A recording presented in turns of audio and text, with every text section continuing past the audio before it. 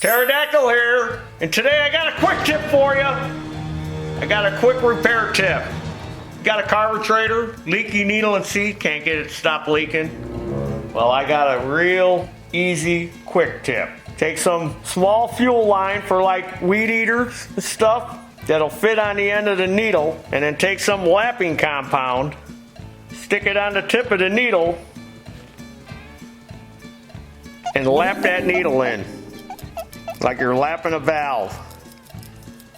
Now keep in mind, this trick doesn't always work, but I've used it a few times on some carburetors that I couldn't get repair parts for, or they didn't make a replacement carburetor, not even an aftermarket one, and it worked. So get yourself some different fuel line. This is one for a Briggs. It's a little bit bigger, but it only works on carburetors with a needle that you're able to put the fuel line on to hold it for you so you can lap it in.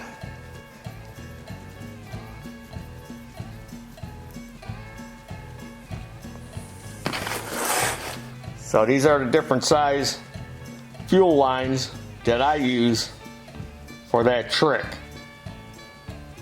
Now remember, like I said, keep in mind that doesn't always work, but it's worth a try.